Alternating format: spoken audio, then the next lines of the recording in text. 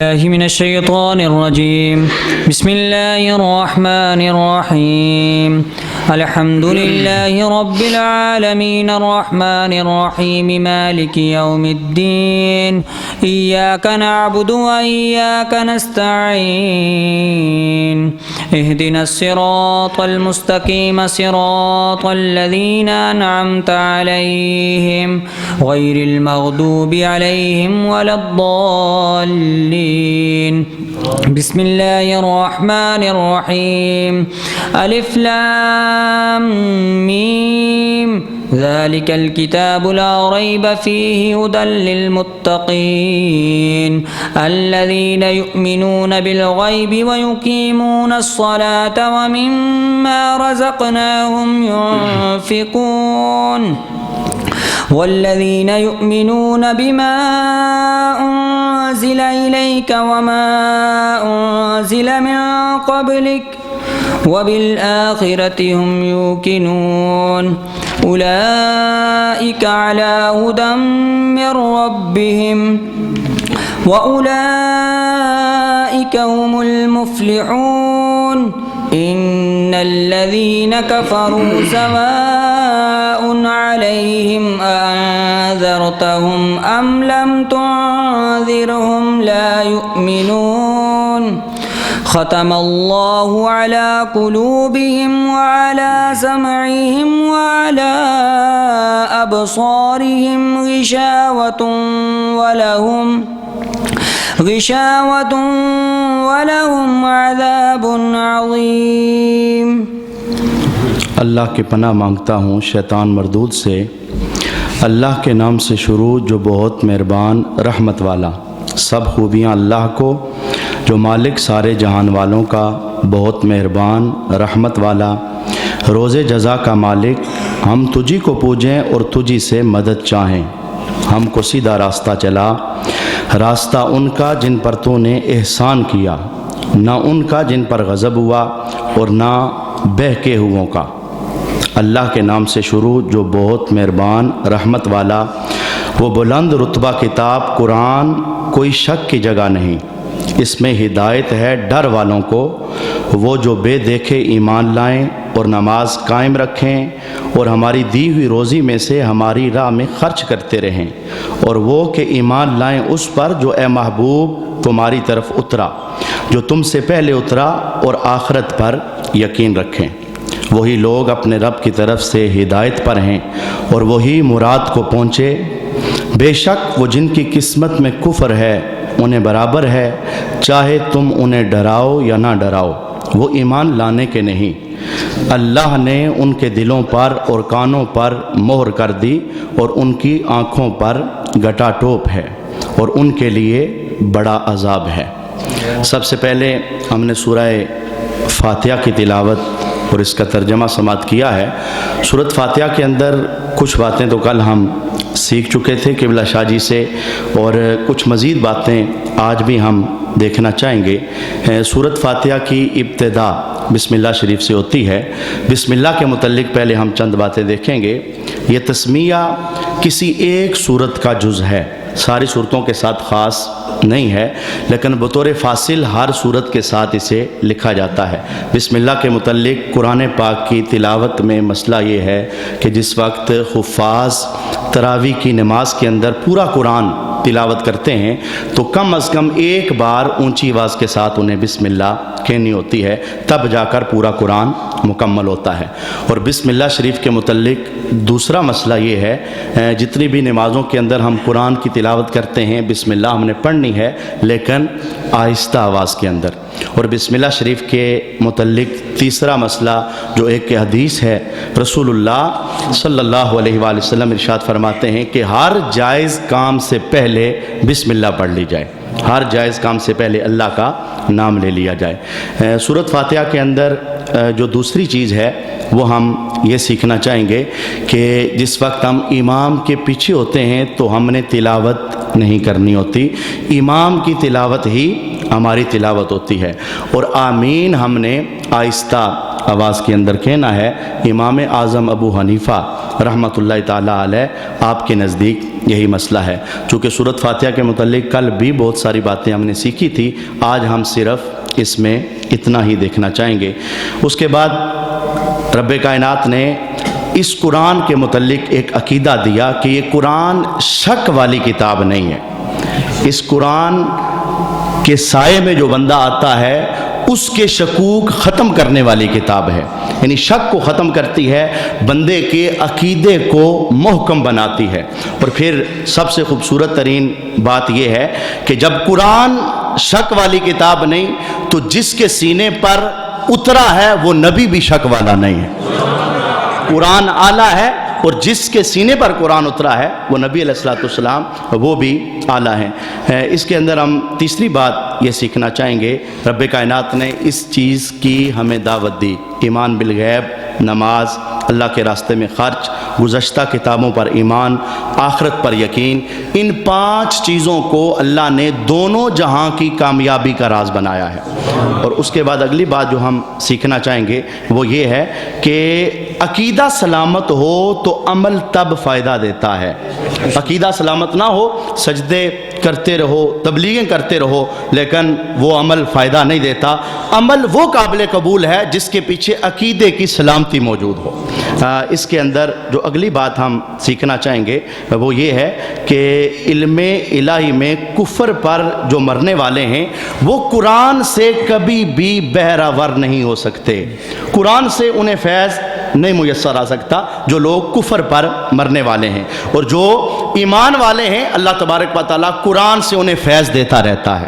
سب سے پہلے تو آج ہم اس بات پر شکر کریں کہ رب کائنات نے قرآن سیکھنے کے لیے ہمیں ایک جگہ پر اکٹھا کیا ہے، اور یہ نشانی ہے پختہ ایمان کی، یہ نشانی ہے اعلیٰ ایمان کی۔ اور پھر اس کے اندر رب کائنات نے رسول اللہ کے سینے پر یہ حکم نازل کر کے سب لوگوں کو تسلی دی، خاص کر کے جو محراب اور ممبر میں بیٹھنے والے لوگ ہوتے ہیں وہ صدا دیتے ہیں، بعض لوگ مانتے ہیں، بعض لوگ نہیں مانتے، تو تسلی رب کائنات نے ان آیات کے اندر دی ہے کہ کافر تو مانتے ہی نہیں، چونکہ ان کے دلوں پر ہم نے مہر لگا دی ہے، لیکن اس مسند پر بیٹھنے والا جو بندہ بھی ہے اسے اپنا دل ذرا بڑا رکھنا چاہیے۔ سارے مانیں گے نہیں، مانے گا وہی جسے آسمان والا رب توفیق عطا فرمائے گا۔ ایک بزرگ علیہ رحمہ اس جملے کو تعریف فرماتے ہیں ایک بادشاہ اور اس کا غلام ایک سفر پر نکلے، لیکن قدرت کا کرشمہ ہے، یہ ہم اپنے معاشرے کے اندر اس کو دیکھ سکتے ہیں۔ وہ جو بادشاہ تھا بے نمازی تھا، غلام پکا نماز پڑھنے والا تھا۔ ہمارے ہاں ایسے حالات دورے ہمیں نظر آتے ہیں، بعض اوقات ایسا ہوتا ہے باپ نماز پڑھتا ہے بیٹا نہیں پڑھتا، بیوی پڑھتی ہے شور نہیں پڑھتا، بیٹی پڑھتی ہے ماں نماز سے غافل ہے، تو سیٹھ پڑھتا ہے لیکن اس کے سامنے مزدور وہ نماز نہیں پڑھتا، مزدور پڑھتا ہے لیکن دکاندار نماز نہیں پڑھتا۔ تو وہ غلام نماز پڑھا کرتا تھا لیکن بادشاہ نماز نہیں پڑھتا تھا۔ سفر کرتے کرتے مسجد کے قریب سے ان کا گزر ہوا، زور کی نماز کا ویلا تھا۔ غلام نے کہا کہ بادشاہ سلامت، اب ایسا ہے کہ آپ کی بادشاہی ایک طرف، مجھے اجازت دیں میں بادشاہوں کے بادشاہ کے دربار میں حاضر ہونے لگا ہوں، یعنی اللہ کے دربار میں حاضری کا وقت آ گیا ہے۔ خیر سے وہ غلام مسجد کے اندر چلا گیا، اس نے نماز ادا کی، نماز ادا کرنے کے بعد وہ مسجد میں تھوڑی دیر کے لیے بیٹھ گیا۔ بادشاہ نے باہر سے ایک آواز لگائی، جس وقت نماز پڑھنے کے بعد غلام نہیں اٹھ رہا تھا تو بادشاہ نے ایک آواز لگائی۔ وہ آواز کیا تھی؟ بادشاہ کہنے لگا اے غلام کون سی چیز ہے جو تمہیں باہر نہیں آنے دیتی؟ نماز تو پڑھ چکے ہو، نماز کے بعد اب مسجد کیا کر رہے ہو؟ وہ تھا غلام لیکن بات اس نے بڑے پتے کی اس نے کہا بادشاہ سلامت، جو چیز آپ کو اندر نہیں آنے دیتی وہی مجھے باہر نہیں جانے دیتے۔ اس وقت ہم اپنے مقدر پر ناز کریں، رب کی توفیق نے ہمیں اپنے گھر کے اندر بٹھایا ہے۔ اور میں چونکہ آج ابتدائی سبق ہے گزارش کرنا چاہوں گا، رسول اللہ صلی اللہ علیہ وآلہ وسلم کے مبارک فرمان کا مفہوم ہے، فرمایا تہجد کے 2 نفل ہی پڑھ لو پر پڑھنا روز، یہ نہ ہو کہ آج 12 پڑھ لو تو کل تمہاری آنکھ ہی نہ کھلے، آج 18 پڑھ لو تو پھر 4 ناغے آ جائیں۔ فرمایا تھوڑا پڑھ لو، 2 پڑھنا پر روز پڑھنا، یہ جو تسلسل کا عمل ہے اس میں اللہ نے بڑی برکت رکھی ہوئی ہے۔ آج چونکہ ہمارا پہلا دن ہے قرآن کے چمنستان میں داخل ہونے کے لیے، تو میں ساتھ ساتھ آپ کو یہ ذہن بھی دیتا جاؤں گا کہ اب آئے ہیں تو اس ارادے کے ساتھ انشاءاللہ کہ اللہ ہمیں پورا قرآن سیکھنے کی توفیق عطا فرما دے۔ آئیے ہم اگلے رکوع کی تلاوت کی طرف بڑھتے ہیں۔ ومن الناس من يقول آمنا بالله وباليوم الآخر وما هم بمؤمنين يخادعون الله والذين آمنوا وما يخدعون إلا أنفسهم وما يشعرون في قلوبهم مرض فزادهم الله مرضا ولهم عذاب أليم بما كانوا يكذبون وإذا قيل لهم لا تفسدوا في الأرض قالوا إنما نحن مصلحون ألا إنهم هم المفسدون ولكن لا يشعرون وإذا قيل لهم آمنوا كما آمن الناس قالوا أنؤمن كما آمن السفهاء ألا إنهم هم السفهاء ولكن لا يعلمون وإذا لقوا الذين آمنوا قالوا آمنا وإذا خلوا إلى شياطينهم قالوا إنا معكم إنما نحن مستهزئون الله يستهزئ بهم ويمدهم في طغيانهم يعمهون أولئك الذين اشتروا الضلالة بالهدى فما ربحت تجارتهم وما كانوا مهتدين مثلهم كمثل الذي استوقد نارا فلما أضاءت ما حوله ذهب الله بنورهم وتركهم في ظلمات لا يبصرون صم بكم عمي فهم لا يرجعون أو كصيب من السماء فيه ظلمات ورعد وبرق يجعلون أصابعهم في آذانهم من الصواعق حذر الموت والله محيط بالكافرين يكاد البرق يخطف أبصارهم كلما أضاء لهم مشوا فيه وإذا أظلم عليهم قاموا ولو شاء الله لذهب بسمعهم وأبصارهم إن الله على كل شيء قدير۔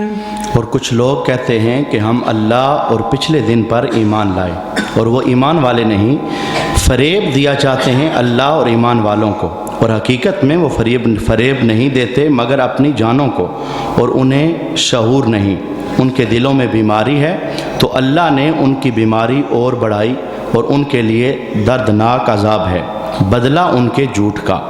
اور جو ان سے کہا جائے زمین میں فساد نہ کرو تو کہتے ہیں ہم تو سنوارنے والے ہیں، سنتا ہے وہی فسادی ہیں مگر انہیں شعور نہیں۔ جب ان سے کہا جائے ایمان لاؤ جیسے اور لوگ ایمان لائے ہیں تو کہیں کیا ہم بے وقوفوں کی طرح ایمان لے آئیں؟ سنتا ہے وہی بے وقوف ہیں مگر جانتے نہیں۔ اور جب ایمان والوں سے ملیں تو کہیں ہم ایمان لائے، اور جب اپنے شیطانوں کے پاس اکیلے ہوں تو کہیں ہم تمہارے ساتھ ہیں، ہم تو یوں ہی ہنسی کرتے ہیں۔ اللہ ان سے استہزاء فرماتا ہے جیسا اس کی شان کے لائق ہے، اور انہیں ڈھیل دیتا ہے کہ اپنی سرکشی میں بھٹکتے رہیں۔ یہ وہ لوگ ہیں جنہیں ہدایت کے بدلے گمراہی ملی تو ان کا سودا کچھ نفع نہ لایا، اور وہ سودے کی راہ جانتے ہی نہ تھے۔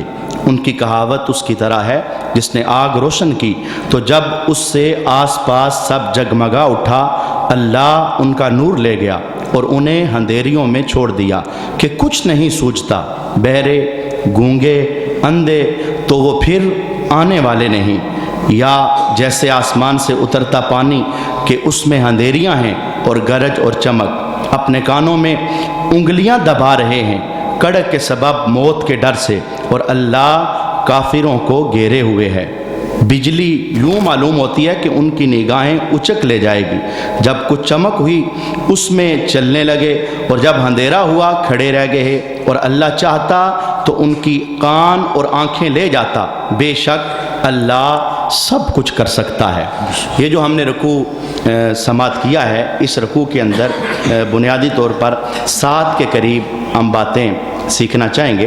سب سے پہلی بات یہ کہ منافق کی علامتیں اس رکوع کے اندر بیان ہو رہی ہیں۔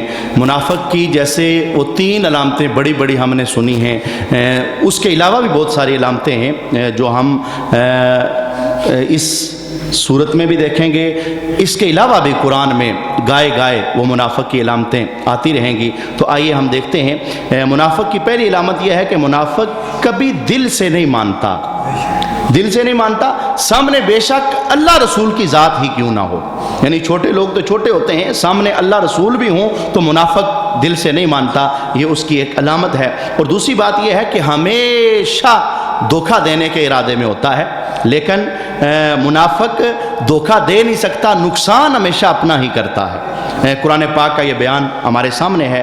اور چوتھی بات یہ ہے، منافقت سے دل بیمار ہو جاتا ہے۔ ہمارے جسم میں سے جو میجر عضو ہے وہ ہمارا دل ہے۔ چونکہ جمعہ کی نشست کے اندر تفصیل کے ساتھ ہم نے اس بات کو سیکھا ہے، دل کی بیماری پورے جسم کی بیماری ہے، اور دل کی مردگی یہ پورے جسم کی مردگی ہے۔ اور دل زندہ کیسے ہوتا ہے؟ دل اپنے آپ کو قرآن کی صحبت میں لانے سے زندہ ہوتا ہے۔ رسول اللہ صلی اللہ علیہ وسلم نے جو دل کی زندگی ہے وہ موت کو یاد کرنے سے، تلاوت قرآن کرنے سے، قرآن کے مفاہیم کو سمجھنے سے یہ دل کی زندگی قرار دی ہے۔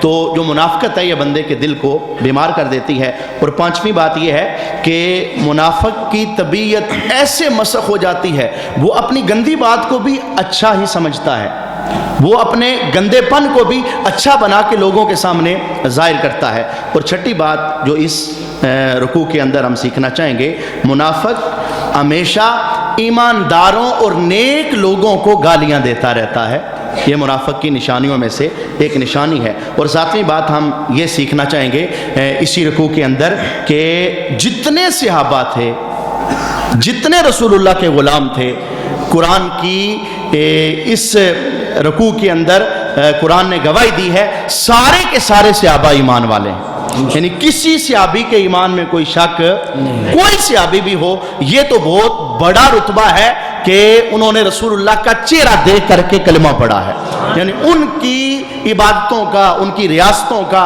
ان کی زندگیوں کا کوئی بندہ مقابلہ کر ہی نہیں سکتا۔ میں پیر سیال کا ایک جملہ عرض کرنا چاہوں گا۔ آپ فرمایا کرتے تھے کہ صحابی کی شان یہ ہے، آپ اس دور میں یا بعد والے دور میں ان کے مقابلے کا کوئی کیسے پیدا ہو سکتا ہے؟ صحابی جس گھوڑے پر بیٹھ جائے، اس گھوڑے کے نتنوں میں جو خاک جمع ہو جائے، کائنات بھر کے ولی اس خاک کا مقابلہ بھی نہیں کر سکتے۔ نسبت بہت اونچی ہو گئی ہے، تو کوئی عام سا بندہ وہ صحابہ کی شان کے اندر بولے، اپنی قلم اٹھائے، اپنی زبان کھولے، اس بندے کو کم از کم شرم کرنی چاہیے۔ قرآن ہمیں یہ بتاتا ہے نبی کے سارے صحابہ ایمان والے تھے۔ آئیے ہم اگلے رکوع کی طرف بڑھنا چاہیں گے۔ یا ایھا الناس اعبدوا ربکم الذی خلقکم والذین من قبلكم لعلكم تتقون الذي جعل لكم الأرض فراشا والسماء بناء وأنزل من السماء ماء فأخرج به من الثمرات رزقا لكم فلا تجعلوا لله أندادا وأنتم تعلمون وإن كنتم في ريب مما نزلنا على عبدنا فأتوا بسورة من مثله وادعوا شهداءكم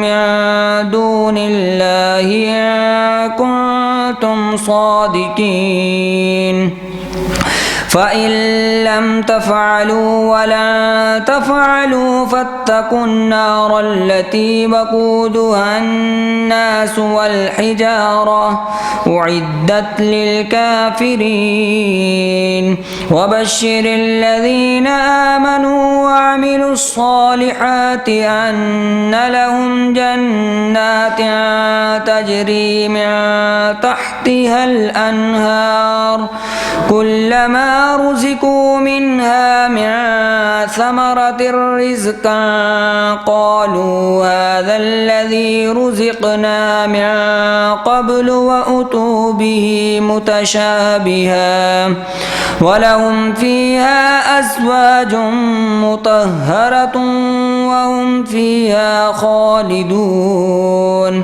إن الله لا يستحيي أن يضرب مثلا ما بعودة فما فوقها فأما الذين آمنوا فيعلمون أنه الحق من ربهم وأما الذين كفروا فيقولون ماذا أراد الله بهذا مثلا يضل به كثيرا ويهدي به كثيرا وما يضل به إلا الفاسقين الذين ينقضون عهد الله من بعد ميثاقه ويقطعون ما أمر الله به أن يوصل ويفسدون في الأرض أولئك هم الخاسرون كيف تكفرون بالله وكنتم أمواتا فأحياكم ثم يميتكم ثم يحييكم ثم إليه ترجعون هو الذي خلق لكم ما في الأرض جميعا ثم استوى إلى السماء فسواهن 7 سماوات وهو بكل شيء عليم اے لوگو اپنے رب کی عبادت کرو جس نے تمہیں اور تم سے اگلوں کو پیدا کیا یہ امید کرتے ہوئے کہ تمہیں پرہیزگاری ملے اور جس نے تمہارے لیے زمین کو بچھونا اور آسمان کو عمارت بنایا اور آسمان سے پانی اتارا تو اس سے کچھ پھل نکالے تمہارے کھانے کو تو اللہ کے لیے جان بوجھ کر برابر والے نہ ٹھہراؤ اور اگر تمہیں کچھ شک ہو اس میں جو ہم نے اپنے ان خاص بندے پر اتارا تو اس جیسی کوئی ایک صورت لے آؤ اور اللہ کے سوا اپنے سب مددگاروں کو بلا لو اگر تم سچے ہو پھر اگر نہ لا سکو اور ہم فرمائے دیتے ہیں کہ ہرگز نہ لا سکو گے تو ڈرو اس آگ سے جس کا ایندھن آدمی اور پتھر ہیں تیار کر رکھی ہے کافروں کے لیے اور خوشخبری دیجئے انہیں جو ایمان لائے اور اچھے کام کیے کہ ان کے لیے باغ ہیں جن کے نیچے نہر رواں جب انہیں ان باغوں سے کوئی پھل کھانے کو دیا جائے گا صورت دے کر کہیں گے یہ تو وہی رزق ہے جو پہلے ہمیں ملا تھا اور وہ صورت میں ملتا جلتا انہیں دیا گیا اور ان کے لیے ان باغوں میں ستھری بیویاں ہیں اور وہ ان میں ہمیشہ رہیں گے بے شک اللہ اس سے حیا نہیں فرماتا کہ مثال سمجھانے کو کیسی ہی چیز کا ذکر فرمائے، مچھر ہو یا اس سے بڑھ کر۔ تو وہ جو ایمان لائے وہ جانتے ہیں کہ یہ ان کے رب کی طرف سے حق ہے۔ رہے کافر، وہ کہتے ہیں ایسی کہاوت میں اللہ کا کیا مقصود ہے؟ اللہ بتیروں کو اس سے گمراہ کرتا ہے اور بتیروں کو ہدایت عطا فرماتا ہے، اور اس سے انہیں گمراہ کرتا ہے جو فاسق ہیں، وہ جو اللہ کے عہد کو توڑ دیتے ہیں پکا ہونے کے بعد، اور کاٹتے ہیں اس چیز کو جس کے جوڑنے کا خدا نے حکم دیا، اور زمین میں فساد پھیلاتے ہیں، وہی نقصان میں ہیں۔ بھلا تم کس طرح خدا کے منکر ہوگے؟ حالانکہ تم مردہ تھے، اس نے تمہیں زندہ کیا، پھر تمہیں مارے گا، پھر تمہیں زندہ کرے گا، پھر اسی کی طرف پلٹ کر جاؤ گے۔ وہی ہے جس نے تمہارے لیے بنایا جو کچھ زمین میں ہے، پھر آسمان کی طرف قصد فرمایا تو ٹھیک 7 آسمان بنائے، اور وہ سب کچھ جانتا ہے۔ اس رکوع کے اندر مختصراً ہم 5 یا 6 باتیں سیکھنا چاہیں گے۔ سب سے پہلی بات یہ کہ عبادت کے لیے رب کا ہونا ضروری ہے۔ جو رب نہ ہو اس کی عبادت ہو نہیں سکتی۔ عبادت صرف اس کی ہوتی ہے جو رب ہے، اور اللہ کا یہ لاکھ لاکھ شکر ہے، کروڑ ہاں شکر ہے کہ اس وقت سارے مسلمان، چاہے وہ برائے نام مسلمان ہیں، لیکن وہ ایک رب کو ہی رب مانتے ہیں، رب کے علاوہ کسی کو رب نہیں مانتے۔ مزار ہمارے رب نہیں ہیں، قبریں ہماری رب نہیں ہیں، یعنی لوگوں کو کچھ مغالطہ ہے۔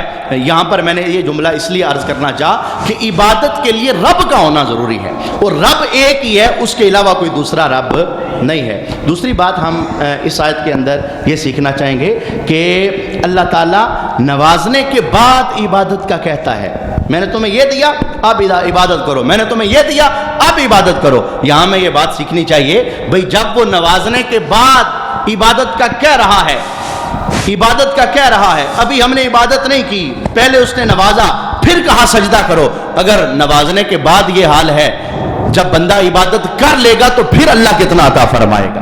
یعنی اس نے دے دیا ہمیں، پھر کہا عبادت کرو، تو ہم نے ابھی سر رکھا ہی نہیں تھا۔ جب سر رب کے دربار میں جھکا لیں گے پھر اللہ ہمیں کتنا کچھ عطا کرے گا، یہ بتانے سے نہیں بتایا جا سکتا۔ جس نے سر آسمان والے رب کے دربار میں رکھا ہو اسی کو یہ پتہ چل سکتا ہے کہ اللہ کی نوازشیں کتنی ہوتی ہیں۔ تیسری بات اس آیت کے اندر ہم یہ سیکھنا چاہیں گے کہ قرآن میں کسی بھی جہت سے کوئی شک، پہلی آیت بھی ہم نے یہ دیکھی تھی، ایک مرتبہ پھر قرآن کی یہ پکار ہے کہ قرآن میں کوئی شک نہیں، اور دوسرا جملہ ساتھ یہ ہے، رب کائنات نے کہا اگر شک ہے تو کوئی صورت بنا لو، اور پھر اس میں سارے مددگاروں کو اکٹھا کر لو، جمع کر لو۔ قرآن میں بھی کوئی شک نہیں، اور جس سینے پر اترا ہے قرآن اس نبی میں بھی کوئی شک نہیں، اور اگر اس نبی میں کوئی شک ہوتا تو کافر لوگ اعتراض کرتے، دیکھو جی قرآن تو کامل ہے لیکن جس سینے پر اترا ہے وہ کامل نہیں ہے، وہ اکمل نہیں ہے، وہ مکمل نہیں ہے۔ رب کائنات نے دونوں چیزوں کو بیان فرمایا ہمارا قرآن بھی کامل ہے اور ہمارا سونا محبوب بھی کامل ہے۔ ان کی ذات کے اندر، اور صحابہ اپنی بزموں کے اندر اس بات کا اظہار کرتے رہتے تھے۔ حضرت حسان بن ثابت کتنے خوبصورت جملوں کے اندر کہتے ہیں بھئی یہ کامل ہیں، ان میں کوئی شک نہیں ہے، ان میں کوئی عیب نہیں ہے، ان میں کوئی کمی نہیں ہے۔ وہ خوبصورت جملہ آپ کا کیا ہے جو رسول اللہ کا چہرہ دیکھ کر آپ کہا کرتے تھے، وَأَحْسَنُ مِنْكَ لَمْ تَرَ قَطُّ عَيْنِي وَأَجْمَلُ مِنْكَ لَمْ تَلِدِ النِّسَاءُ خُلِقْتَ مُبَرَّأً مِنْ كُلِّ عَيْبٍ كَأَنَّكَ قَدْ خُلِقْتَ كَمَا تَشَاءُ۔ محبوب آپ کی ذات میں رب نے عیب رکھا ہی کوئی نہیں، آپ کی ذات میں کوئی کمی رب نے، اور جملہ کتنا خوبصورت ہے، سونے ہو آپ تو ویسے بنے ہو جیسے آپ کی مرضی تھی۔ ہمارے ایک شاعر نے اسی کو اپنی قلم کے اندر لیا تو کہنے لگا، رب آکھیا سونے محبوبہ دس کے ہو جا تینوں بناونا ہے، جی میں میرے محبوب دا جی چاہے اساں اسی طرح ہی سجاونا ہے۔ تے محبوب آکھیا اے جا بنا مولا میری جان جہانہ دی جان ہوئے، پاہمیں میں بولا پاہمیں تو بولے، اساں دوہاں دی ہکو زبان ہوئے۔ جب قرآن کو رسول اللہ صلی اللہ علیہ وسلم کی محبت کا لبادہ اوڑھ کے سیکھا جائے گا تو قرآن کا لفظ روشنی بن جائے گا، اور اگر اس سینے سے روگردانی کر کے پھر قرآن سیکھا جائے گا تو قرآن فیض نہیں دیتا۔ تو ہم نے تیسری بات یہ سیکھنا چاہیے کہ قرآن بھی لا ریب ہے اور محبوب کی ذات بھی لا ریب ہے، قرآن میں بھی شک نہیں اور حضور کی ذات میں بھی کوئی شک نہیں۔ اور چوتھی بات اس کے اندر ہم یہ دیکھنا چاہیں گے کہ جو بندہ بھی، قرآن کا بیان ہے، جو بندہ بھی قرآن کا اور صاحب قرآن کا منکر ہوگا اس کا ٹھکانہ جہنم ہے۔ بندہ یہ کہ نہیں میں تو قرآن کو مانوں گا، صاحب قرآن کی مجھے حاجت نہیں ہے، دونوں باتیں ہیں۔ جو قرآن کا منکر ہے وہ بھی جہنمی ہے، اور جو اس سینے کا منکر ہے جس سینے نے قرآن کو مدینہ بنا کے ہمارے سامنے پیش کیا ہے، وہ بھی جنت جا سکتا۔ یہ قرآن پاک کا باقاعدہ بیان ہے۔ اور آخر کے اندر رب کائنات نے کچھ اسباق ہم سب کو عطا فرمائے۔ آئیے میں مختصراً ان سبقوں کو آپ کے سامنے عرض کرتا ہوں۔ پہلی بات یہ، عہد فراموشی سے منع کیا گیا، وعدے نہ توڑو۔ دوسری بات یہ، رشتے توڑنے سے منع کیا گیا۔ تیسری بات یہ، زمین میں فساد ڈالنے سے منع کیا گیا۔ چوتھی بات یہ کہ فاسق طبقے کے متعلق یہ کہا گیا کہ فاسق طبقہ کبھی بھی وہ حق والی بات کہتا ہی نہیں ہے، جب بھی اس کے منہ سے جملہ نکلے گا فساد والا جملہ نکلے گا۔ قرآن پاک نے یہاں پر جو یہ ارشاد فرمایا ہے کہ جو منافق لوگ ہیں وہ عہد توڑتے ہیں اور اس کو کاٹتے ہیں جس کا ملانے کا اللہ نے حکم دیا ہے۔ یہ جتنے بھی رشتے ہیں ان رشتوں کو ملانے کا اللہ نے آرڈر دیا ہے۔ یہ رشتے تین قسم کے ہیں، مختصراً اسے سماعت کر لیں۔ پہلا رشتہ تو وہ ہے جو اللہ کا مخلوق کے ساتھ ہے، مخلوق کا اللہ کے ساتھ ہے۔ اللہ تو اس رشتے کو نبھا رہا ہے، یعنی اللہ کا جو مخلوق کے ساتھ بنتا ہے، لیکن مخلوق کسی جگہ پر نبھا رہی ہے اور کسی جگہ پر نہیں نبھا رہی، مخلوق اس حق کو صحیح ادا نہیں کر رہی۔ ملا علی قاری علیہ رحمہ آپ نے مرقات کے اندر ایک جملہ ارشاد فرمایا تھا، اگر تم یہ جاننا چاہو کہ تم رب کے حق کو نبھا رہے ہو یا نہیں نبھا رہے، میں تمہیں ایک ترازو دیتا ہوں، میں تمہیں ایک تولنے کے لیے معیار دیتا ہوں، اس معیار کو دیکھو، اگر تمہاری ذات میں موجود ہے خوش ہو جاؤ کہ تم نے رب کے حق کو پہچان لیا ہے، اس رشتے کو نبھا لیا ہے جیسے اس نے اس رشتے کو نبھایا ہے۔ دیکھیں ہم نماز پڑھیں وہ پھر بھی دیتا ہے، ہم نماز نہ پڑھیں وہ پھر بھی دیتا ہے، ہم اس کے دربار میں آئیں آنکھ کی روشنی وہ پھر بھی دے رہا ہے، ہم اس کا دربار چھوڑ جائیں آنکھ کی چمک وہ پھر بھی دیے جا رہا ہے۔ وہ یہ نہیں کہتا میں نے اتنی سے نعمتیں دی یہ تو میرے دربار میں آنے والا ہی نہیں، میں آنکھ واپس لے لیتا ہوں، زبان واپس لے لیتا ہوں، سوچ واپس لے لیتا ہوں، بچے واپس لے لیتا ہوں، سکون واپس لے لیتا ہوں، نہیں، وہ مسلسل دیے جا رہا ہے۔ اور یہاں پر سمجھانے کے لیے میں حضرت ابراہیم خلیل اللہ کا ایک جملہ عرض کرنا چاہوں گا۔ آپ بڑے مہمان نواز تھے، جس وقت ایک کافر آپ کے دسترخوان پر آ کے بیٹھ گیا تھا اور اس نے کہا تھا حضور آپ جانتے نہیں میں تو کافر ہوں، آج جسے آپ کھانا کھلانا چاہتے ہیں تو آپ کے دل پر ملال آیا کہ آج میرے دسترخوان پر ایک کافر آ گیا ہے۔ رب کائنات نے وہی فرمائی، کہا پیارے ابراہیم کھلا دیجئے، زمانے ہوئے ہم بھی تو اسے کھلا رہے ہیں، یعنی کافر ہو اللہ اسے بھی دیتا ہے، مسلمان تو پھر مسلمان ہیں۔ لیکن ملا علی قاری کہتے ہیں کہ ہمیں کیسے پتا چلے رب نے تو نبھایا ہے، ہم نے اس رشتے کو نبھایا ہے یا نہیں نبھایا؟ ملا علی قاری کہتے ہیں بس ایک چھوٹا سا ترازو ہے، شریعت پوری اس ترازو کے اندر بند ہے۔ وہ ترازو کون سا ہے؟ فرمایا جس جگہ اللہ چاہے کہ تم نظر آؤ اگر وہاں تم نظر آؤ، اور جہاں سے اللہ تمہیں روکے اگر وہاں سے رک جاؤ، سمجھ لو کہ تم نے رب کے ساتھ رشتے کو نبھا دیا۔ اللہ چاہتا ہے تم مسجد نظر آؤ تو تمہیں آنا چاہیے، اللہ چاہتا ہے تم قرآن کے سامنے بیٹھو تو تمہیں قرآن کے سامنے اپنے گھٹنے ٹیکنے چاہیے، اللہ چاہتا ہے تم حلال کھاؤ تو حلال کھانا چاہیے، اللہ چاہتا ہے محبوب کے تابع دار بن کے زندگی بسر کرو تو تمہیں تابع دار بن کے زندگی بسر کرنی چاہیے۔ یعنی جہاں جہاں رب بلائے اگر وہاں وہاں بندہ حاضر ہو جائے، جہاں جہاں سے رب منع کرے اگر وہاں وہاں سے بندہ منع ہو جائے تو وہ سمجھ لے کہ میں اس رشتے کو نبھا رہا ہوں۔ اللہ تبارک و تعالیٰ اس رشتے کو نبھانے کی توفیق عطا فرمائے۔ ہم اگلے رکوع کی طرف بڑھنا چاہیں گے۔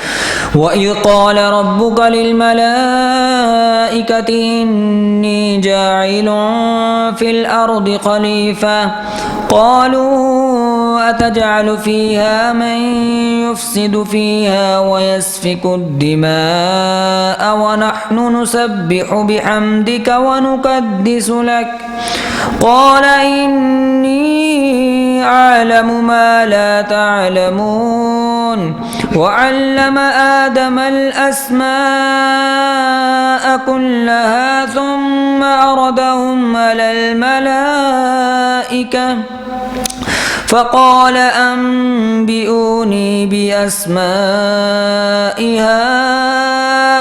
هؤلاء إن كنتم صادقين قالوا سبحانك لا علم لنا إلا ما علمتنا إنك أنت العليم الحكيم قال يا آدم أنبئهم بأسمائهم فلما أنبأهم بأسمائهم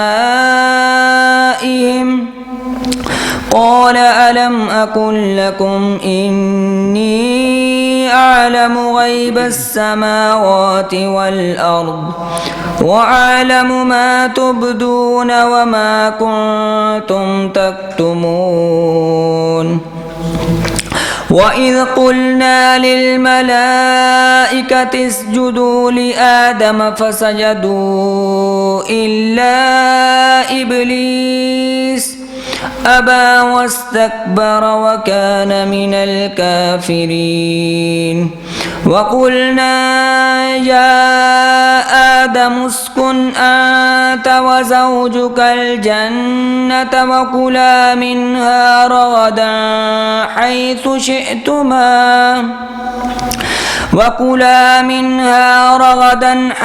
شئتما ولا تقربا هذه الشجرة فتكونا من الظالمين فأزلهما الشيطان عنها فأخرجهما مما كانا فيه وقلنا اهبطوا بعضكم لبعض عدو ولكم في الأرض مستقر ومتاع إلى حين فتلقى آدم من ربه كلمات فتاب عليه إنه هو التواب الرحيم قلنا اهبطوا منها جميعا فإما يأتينكم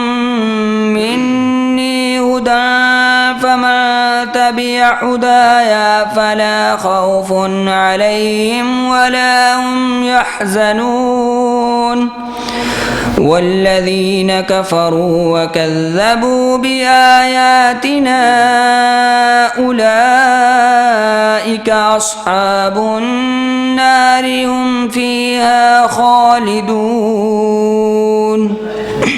اور یاد کرو جب تمہارے رب نے فرشتوں سے فرمایا میں زمین میں اپنا نائب بنانے والا ہوں، بولے کیا ایسے کو نائب کرے گا جو اس میں فساد پھیلائے اور خون ریزیاں کرے، اور ہم تجھے سراتے ہوئے تیری تسبیح کرتے اور تیری پاکی بولتے ہیں۔ فرمایا مجھے معلوم ہے جو تم نہیں جانتے، اور اللہ تعالیٰ نے آدم کو تمام اشیاء کے نام سکھائے، پھر سب اشیاء کو ملائکہ پر پیش کر کے فرمایا سچے ہو تو ان کے نام تو بتاؤ، بولے پاکی ہے تجھے، ہمیں کچھ علم نہیں مگر جتنا تو نے ہمیں سکھایا، بے شک تو ہی علم و حکمت والا ہے۔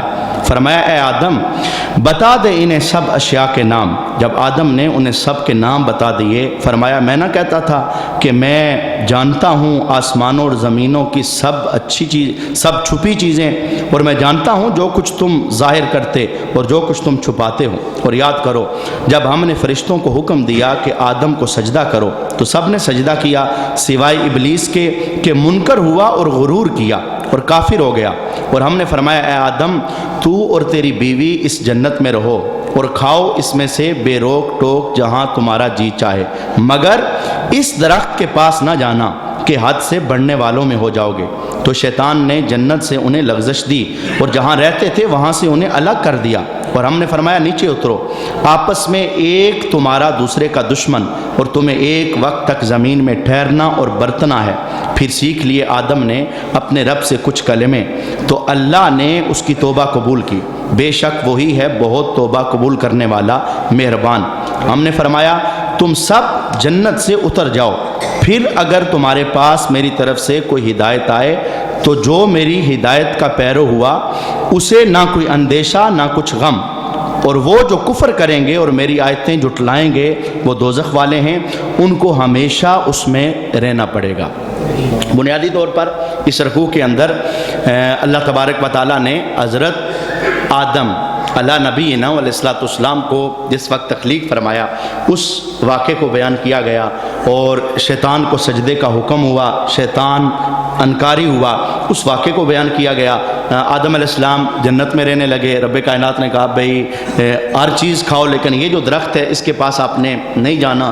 پھر اللہ کی منشا اور مرضی تھی، کیونکہ اس نے اس کائنات کو بسانا تھا اور اس کائنات کو آباد کرنا تھا، اپنے محبوب علیہ السلام کو دنیا کے اندر بھیجنا تھا۔ رب کائنات نے سبب پیدا کیا اور سبب پیدا کر کے اس درخت کے پاس حضرت آدم علیہ السلام کو بھجوا دیا، آپ نے اس دانے کو کھا لیا اور پھر آپ زمین پر تشریف۔ یہ پورا واقعہ اس آیت کے اندر بیان ہوا ہے۔ آئیے ہم چند سبق اس آیت سے لینا چاہیں گے، چونکہ واقعہ ایسا مشہور ہے، بارہا آپ نے اس واقعے کو سنا ہوا ہے قرآنی لفظوں کے اندر بھی، اس کے علاوہ بھی، تو ہم اس سے چند اسباق لینا چاہیں گے ہمارے لیے اس واقعہ کے اندر کیا ہے۔ سب سے پہلی بات یہ ہے کہ جنات جو شیطان ہیں، شیطان جن یہ ایک ہی جنس ہے، صرف نام بدلا ہوا ہے، ان کی فطرت کے اندر شرارت موجود ہے۔ یہ جس وقت زمین پر ہوتے تھے تو یہ جھگڑا کرتے تھے، یہ اپنے اس جھگڑے کو دیکھ کر کہنے لگے کہ آپ ایسے کو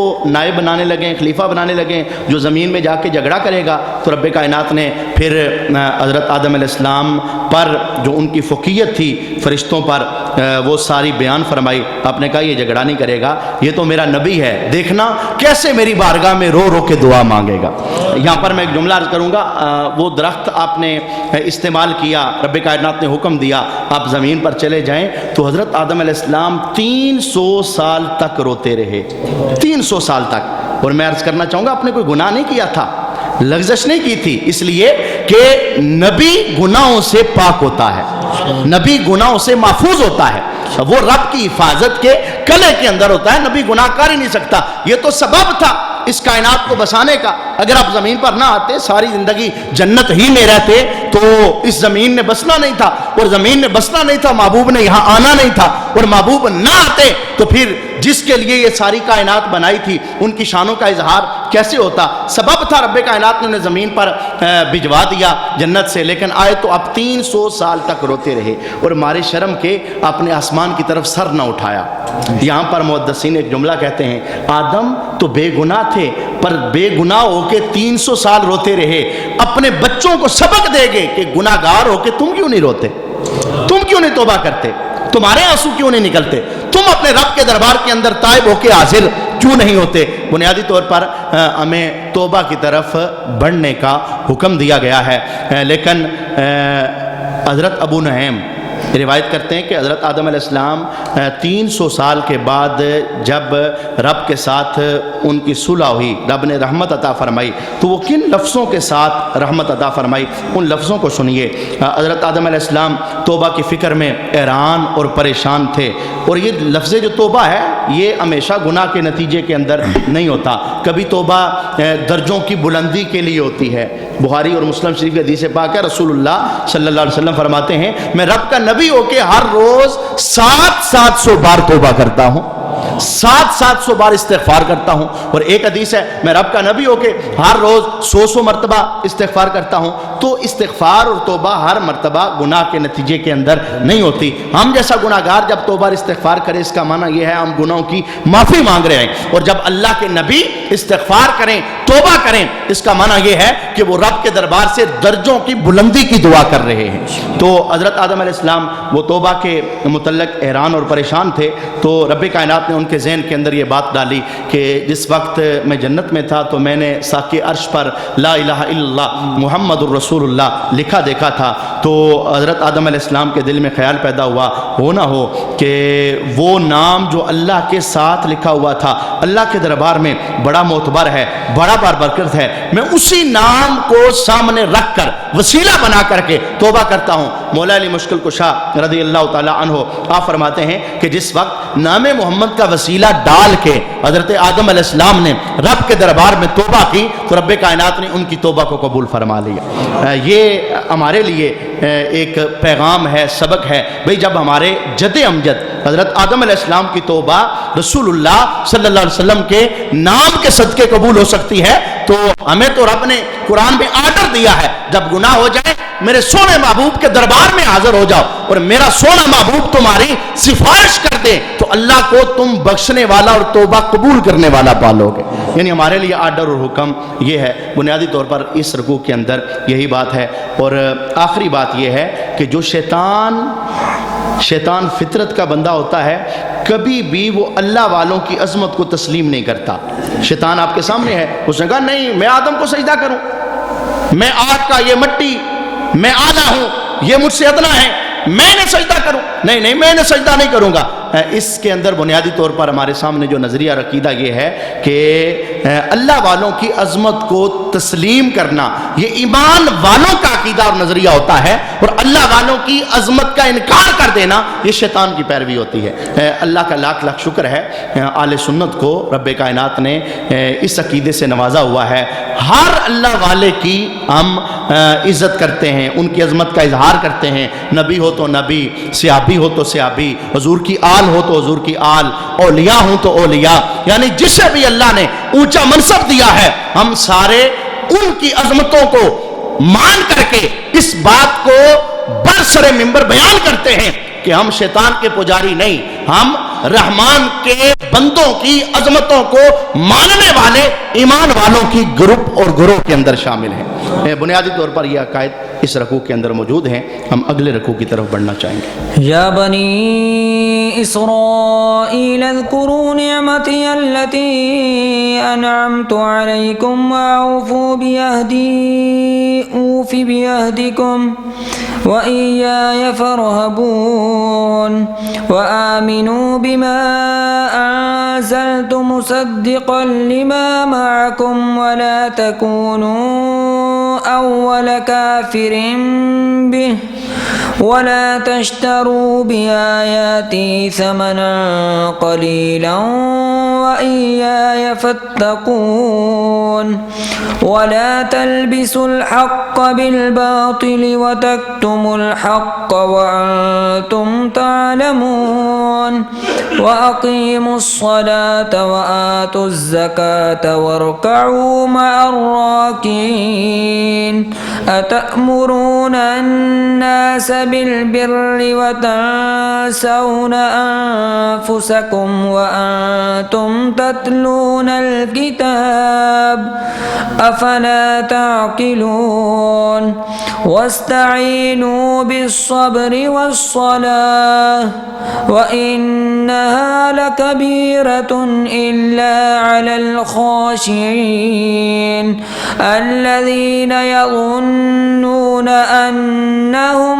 ملاقو ربهم وأنهم إليه راجعون.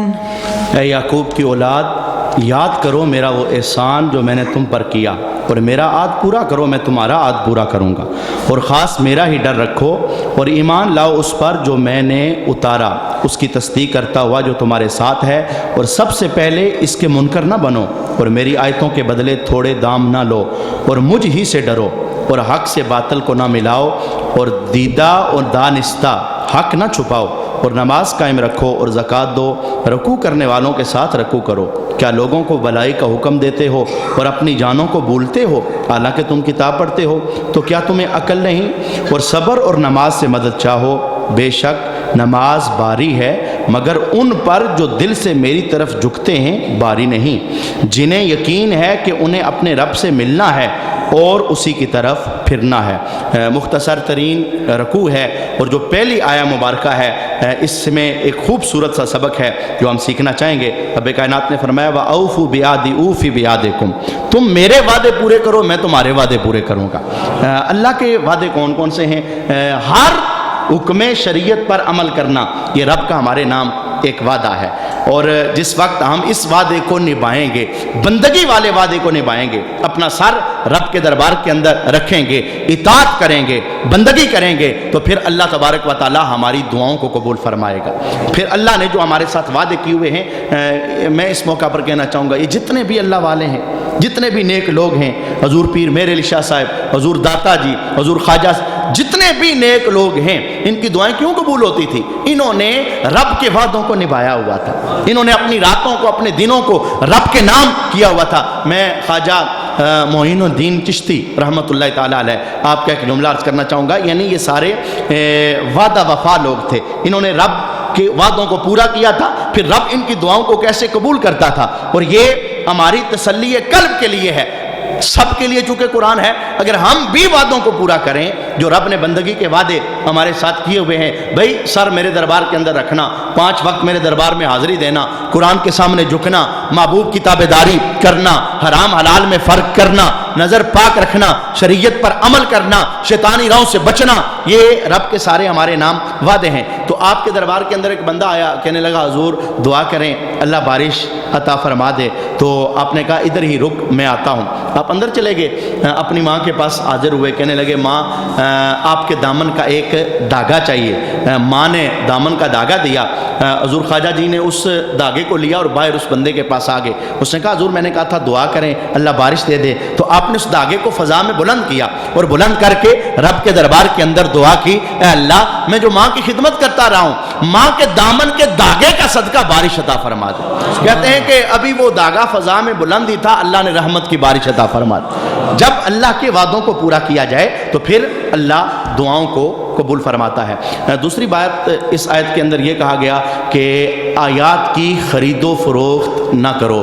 اس سے مراد کیا ہے میں عرض کرنا چاہوں گا. یہ آیت کا بن اشرف یہودی کے متعلق نازل ہوئی. وہ ایسا کرتے تھے کہ پیسے لے کر کے فتوے بدل دیا کرتے تھے، جو احکام تھے وہ احکام بدل دیا کرتے تھے. رب کائنات نے ان کے متعلق اس آیت کو نازل کیا. وگرنہ یہ جو قرآن کتابی شکل کے اندر بیچا جاتا ہے، ہم بازاروں سے خریدتے ہیں ہدیہ دے کر کے، یہ اس سے مراد نہیں ہے. یہ آیہ مبارکہ ان یہودیوں کے حق کے اندر نازل ہوئی جو پیسے لے کر کے وہ فتوے دے دیا کرتے تھے، احکام بدل دیا کرتے تھے. اور تیسری بات جو اس آیہ مبارکہ کے اندر ہم سب کے لیے حکم ہے، کون سا؟ بھئی سارے نماز جماعت سے قائم رکھنا. نماز کیسے؟ جماعت کے ساتھ قائم رکھنا. اور چھٹی بات زکوٰۃ ادا کرتے رہنا. ساتویں بات اوروں کو نیکی کی تلقین کرنے سے پہلے خود نیکی کرنے کی کوشش کرنا. خود نے حضور داتا جی کے دربار کے اندر ایک عورت آ گئی تو اس نے آ کے کہا حضور یہ میرا بیٹا ہے، اسے منع کریں، یہ شکر بہت کھاتا ہے. آپ نے کہا ایسا کرنا کل بیٹے کو لے آنا، میں پھر اسے منع کر دوں گا. عورت دوسرے دن آئی بیٹے کو ساتھ لے کر کے، تو حضور داتا جی نے کہا بیٹا ایسا کرو شکر نہ کھایا کرو. عورت کہنے لگی حضور آپ یہ جملہ ہی بولنا تھا تو آپ کل ہی بول دیتے. آپ نے کہا کل آنا. تو حضور داتا جی کا جملہ کیا تھا؟ فرمایا کل میں نے اس لیے بولا کہ خود کھائی ہوئی تھی. میں نے کہا تاکہ تاثیر پیدا ہو، تاکہ اس کے وجود کے اندر میرے قول کا اثر پیدا ہو، میں خود نہ کھاؤں تو پھر اسے منع کروں نا. تو قرآن پاک کا یہ حکم ہمارے سامنے ہے. بھئی دوسروں کو نیکی کی بات میں معاشرے کے اندر بہت سارے جرم ہیں جنہیں ہم گندا سمجھتے ہیں، کسی وجود میں وہ نظر آ جائیں ہم اس کے ساتھ نفرت کرتے ہیں. تو ہمیں سمجھنا چاہیے کہ ہر برائی سے نفرت بہت ضروری ہے، لیکن اپنے وجودوں میں سے بھی برائیاں ختم کرنی چاہیے. ہر نیکی کا حکم بہت ضروری ہے، لیکن پہلے اپنے آپ کو اس نیکی کا عامل بنانا چاہیے. اگلی بات جو اس آیت کے اندر ہمیں بتائی گی کہ مصیبت میں صبر اور نماز کا سہارا لینا. جب مصیبت آ جائے صبر اور نماز کا سہارا لینا. اللہ مصیبت کے اندر تمہاری اس صبر کی وجہ سے مصیبتوں کو دور فرما دے گا. بس یہی باتیں ہم اس رکوع کے اندر سیکھیں گے. اگلے رکوع کی طرف بڑھنا چاہیں گے. یا بنی اسرائیل اذکروا نعمتی التي انعمت علیکم وانی فضلتکم علی العالمین واتقوا يوما لا تجزي نفس عن نفس شيئا ولا يقبل منها شفاعة ولا يؤخذ منها عدل ولا هم ينصرون وَإِذْ نَجَّيْنَاكُمْ مِنْ آلِ فِرْعَوْنَ يَسُومُونَكُمْ سُوءَ الْعَذَابِ يُذَبِّحُونَ أَبْنَاءَكُمْ وَيَسْتَحْيُونَ نِسَاءَكُمْ وَفِي ذَلِكُمْ بَلَاءٌ مِّن رَّبِّكُمْ عَظِيمٌ وَإِذْ فَرَقْنَا بِكُمُ الْبَحْرَ فَأَنْجَيْنَاكُمْ وَأَغْرَقْنَا آلَ آل فرعون وأنتم تنظرون وإذ واعدنا موسى 40 ليلة ثم اتخذتم العجل من بعده وأنتم ظالمون ثم عفونا عنكم من بعد ذلك لعلكم تشكرون وإذ آتينا موسى الكتاب والفرقان لعلكم تهتدون وإذ قال موسى لقومه يا قوم إنكم ظلمتم أنفسكم باتخاذكم العجل فتوبوا إلى بارئكم فاقتلوا أنفسكم ذلكم خير لكم عند بارئكم فتاب عليكم إنه هو التواب الرحيم وإذ قلتم يا موسى لن نؤمن لك حتى نرى الله جهرة فأخذتكم الصاعقة وأنتم تنظرون ثم بعثناكم من بعد موتكم لعلكم تشكرون وظللنا عليكم الغمام وأنزلنا عليكم المن والسلوى كلوا من طيبات ما رزقناكم وما ظلمونا ولكن كانوا أنفسهم يظلمون وإذ قلنا ادخلوا هذه القرية فكلوا منها حيث شئتم رغدا وادخلوا الباب سجدا وقولوا حتة نغفر لكم خطاياكم وسنزيد المحسنين فبدل الذين ظلموا قولا غير الذي قيل لهم فأنزلنا على الذين ظلموا رجزا من السماء بما كانوا يفسقون۔ اے اولاد یعقوب، یاد کرو میرا وہ احسان جو میں نے تم پر کیا، اور یہ کہ اس سارے زمانے پر تمہیں بڑائی دی، اور ڈرو اس دن سے جس دن کوئی جان دوسرے کا بدلہ نہ ہو سکے گی، اور نہ کافر کے لیے کوئی سفارش مانی جائے، اور نہ کچھ لے کر اس کی جان چھوڑی جائے، اور نہ ان کی مدد ہو۔ اور یاد کرو جب ہم نے تم کو فرعون والوں سے نجات بخشی کہ تم پر برا عذاب کرتے تھے، تمہارے بیٹوں کو ذبح کرتے اور تمہاری بیٹیوں کو زندہ رکھتے، اور اس میں تمہارے رب کی طرف سے بڑی آزمائش تھی یا بڑا انعام، اور جب ہم نے تمہارے لیے دریا پھاڑ دیا تو تمہیں بچا لیا، اور فرعون والوں کو تمہاری آنکھوں کے سامنے ڈبو دیا، اور جب ہم نے موسیٰ سے 40 رات کا وعدہ فرمایا، پھر اس کے پیچھے تم نے بچھڑے کی پوجا شروع کر دی اور تم ظالم تھے، پھر اس کے بعد ہم نے تمہیں معافی دی کہ کہیں تم احسان مانو، اور جب ہم نے موسیٰ کو کتاب عطا کی اور حق و باطل میں تمیز کر دینا کہ کہیں تم راہ پر آؤ۔ اور جب موسیٰ نے اپنی قوم سے کہا اے میری قوم، تم نے بچھڑا بنا کر اپنی جانوں پر ظلم کیا، تو اپنے پیدا کرنے والے کی طرف رجوع لاؤ، تو آپس میں ایک دوسرے کو قتل کرو، یہ تمہارے پیدا کرنے والے کے نزدیک تمہارے لیے بہتر ہے، تو اس نے تمہاری توبہ قبول کی، بے شک وہی ہے بہت توبہ قبول کرنے والا مہربان۔ اور جب تم نے کہا اے موسیٰ، ہم ہرگز تمہارا یقین نہ لائیں گے جب تک اعلانیہ خدا کو نہ دیکھ لیں، تو تمہیں کڑک نے آ لیا اور تم دیکھ رہے تھے، پھر مرے پیچھے ہم نے تمہیں زندہ کیا کہ کہیں تم احسان مانو، اور ہم نے بادل کو تمہارا سائبان کیا اور تم پر من و سلوہ اتارا، کھاؤ ہماری دی ہوئی ستھری چیزیں، اور انہوں نے کچھ ہمارا نہ بگاڑا، ہاں اپنی ہی جانوں کا بگاڑ کرتے تھے، اور جب ہم نے فرمایا اس بستی میں جاؤ پھر اس میں جہاں چاہو بے روک ٹوک کھاؤ اور دروازہ میں سجدہ کرتے داخل ہو اور کہو ہمارے گناہ معاف ہوں ہم تمہاری خطائیں بخش دیں گے اور قریب ہے کہ نیکی والوں کو اور زیادہ دیں۔ تو ظالموں نے اور بات بدل دی جو فرمائی گئی تھی اس کے سوا، تو ہم نے آسمان سے ان پر عذاب اتارا بدلہ ان کی بے حکمی کا۔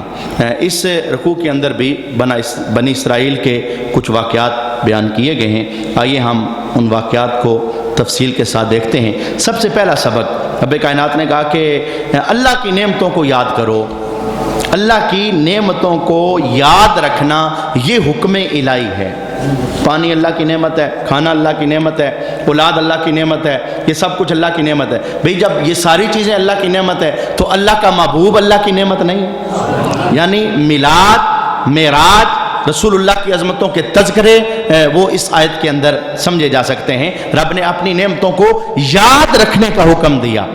چیدہ چیدہ انہیں بولتے رہا کرو، یاد کرتے رہا کرو، ہمارے دربار میں شکر گزاری کرتے رہا کرو۔ یہی وجہ تھی صحابہ جب مسجد نبوی شریف کے اندر بیٹھے ہوئے تھے، رسول اللہ صلی اللہ علیہ وسلم تشریف لائے اور حضور نے پوچھا آج کیسا جلسہ ہو رہا ہے، کیوں بیٹھے ہو؟ تو صحابہ نے اس موقع پر کہا تھا جلسنا، ہم بیٹھے ہیں ندعو اللہ، اللہ کو پکار رہے ہیں، الا ہدانا لدیننا ومن علینا بکا، ہم اس بات پر رب کا شکر ادا کر رہے ہیں کہ اس نے اس دین کی ہمیں ہدایت دی، سونا رسول ہمارے اندر بھجوا دیا۔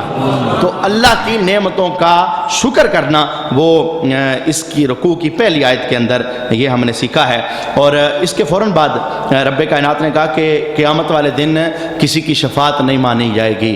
تو یہ کافروں کے معاملے میں کہا گیا کہ کافروں کی شفاعت وہ کوئی کرے کہ کافر چھوٹ جائیں، نہیں چھوٹیں گے۔ جہاں تک بات نبی علیہ السلام کی شفاعت کی ہے تو وہ حدیثوں کے اندر بات موجود ہے کہ رسول اللہ صلی اللہ علیہ وسلم سفارش کریں گے، اللہ تبارک و تعالیٰ کی اجازت سے سفارش کریں گے۔ اور یہ حدیث تقریباً احادیث کی کتب کے اندر کثرت کے ساتھ موجود ہے۔ جب معاشر کا دن ہوگا ساری مخلوق خدا اکٹھی ہو کے حضرت آدم علیہ السلام کے پاس آئے گی، وہ کہیں گے اذهبوا الی غیری، پھر چلتے چلتے ہر نبی کے دروازے سے یہی صدا آئے گی اذهبوا الی غیری، آج جاؤ کسی اور کے پاس۔ اور پھر ساری مخلوق اکٹھی ہو کے رسول اللہ صلی اللہ علیہ وسلم کے دربار میں آئے گی تو سرکار کہیں گے انا لہا، ہاں میں تو بنایا ہی اسی دن کے لیے گیا تھا۔ اور حضور فرماتے ہیں میں سجدے میں سر رکھوں گا، رب کہے گا ارفع راسک، سونیا سر تو اٹھا، سل توتا، مانگ تو صحیح، اشفع تو شفع، آج جس پہ ہاتھ رکھے گا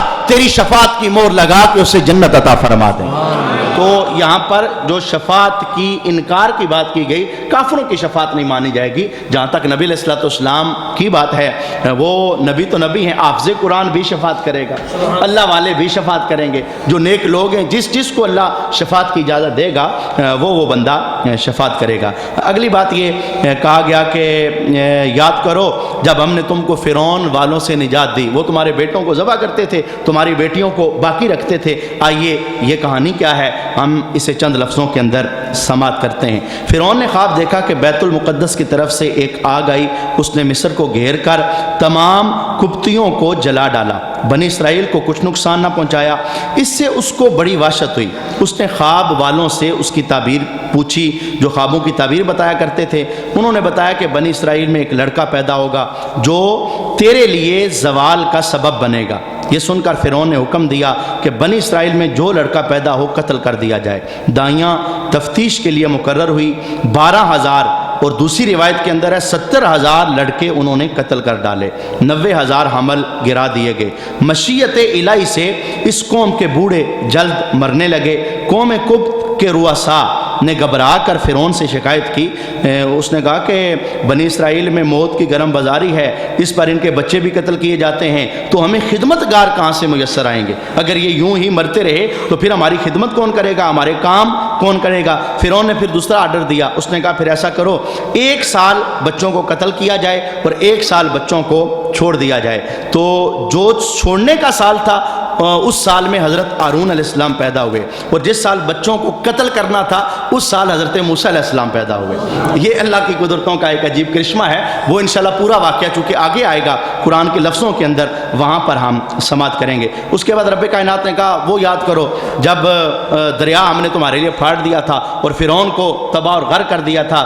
اس کی تفصیل یہ ہے، فرعونی سارے بنی اسرائیل کی قوم کے پیچھے گئے، موسیٰ علیہ السلام تھے، 12 راستے دریا کے اندر بنا دیے گئے۔ اللہ نے آرڈر دیا پیارے موسیٰ سب کو کہیں اس میں داخل ہو جائیں۔ وہ بنی اسرائیل والے سارے ساتھ داخل ہو گئے تو وہ راستوں میں سے گزرنے لگے، تو جس وقت فرعونی پیچھے پہنچے انہوں نے دیکھا یہ تو آسان کام ہے، راستے بنے ہوئے ہیں، ہم بھی داخل ہوتے ہیں انہیں پکڑنے کے لیے۔ وہ بھی سارے داخل ہو گئے۔ جب سارے کے سارے وہ فرعونی دریا کے اندر آ گئے تو بنی اسرائیل تو دریا کراس کر گئے تھے، وہ منزل پر پہنچ گئے تھے، فرعونی سارے داخل ہوئے تو رب کائنات نے ان راستوں کو برابر کر دیا اور برابر کر کے ان سب کو ڈبو دیا۔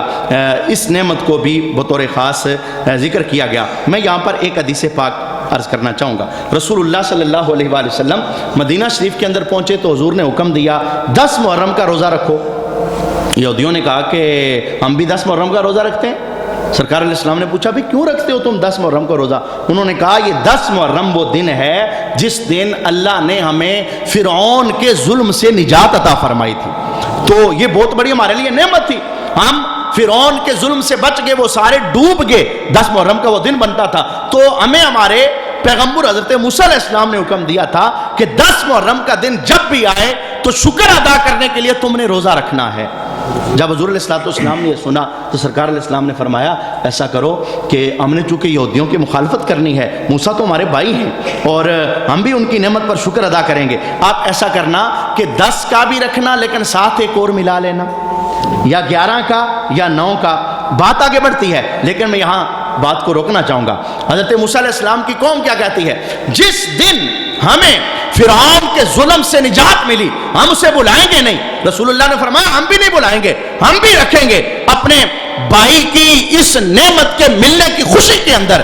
میرا بھائی جب فرعونیوں سے بنی اسرائیل کو نجات ملے وہ اس دن کو بلا نہیں سکتے، تو بتوں کے سامنے جھکنے والوں کو جب بتوں سے نجات ملے، کعبہ پورے کا پورا وہ بتوں سے بھرا ہوا تھا، رسول اللہ کی آمد ہوئی تو کعبے کے سارے بت گر پڑے، رب نے ہمیں کفر اور شرک سے نجات عطا فرمائی، تو ہم میلاد کے دن کو کیسے بلا سکتے ہیں؟ یہ باقاعدہ قرآن کے اس واقعے کے اندر ہمارے سامنے ہے۔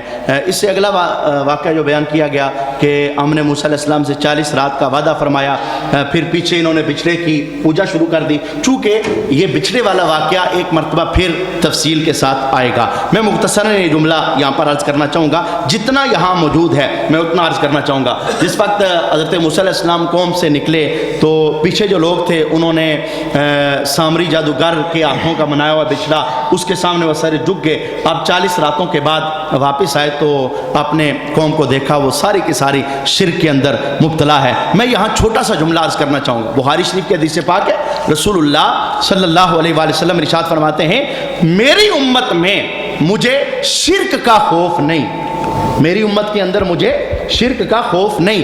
یہ دنیا کی محبت میں تو مبتلا ہو سکتے ہیں پر یہ مشرک ہو سکتے، ذرا سارے بولیے یہ مشرک ہو سکتے؟ یا آج کے دور کے کچھ لوگوں کو پتہ نہیں وہ کیا چسکا پڑ گیا، بات بات پر شرک کا فتویٰ۔ میں جملہ یہ عرض کرنا چاہتا ہوں، چھوٹی چھوٹی باتوں کو شرک کہنا، چھوٹی چھوٹی باتوں پر شرک کا فتویٰ لگانا۔ میں کہاں سے آگے بڑھا تھا؟ موسیٰ علیہ السلام 40 دن کے لیے امت سے غائب ہوئے، امت پیچھے مشرک ہو گئی، یہ امت قیامت تک شرک نہیں کرے گی۔ کیوں؟ کہ ہمارا نبی ہی کہ لمحے کے لیے بھی امت سے غائب نہیں ہوتا۔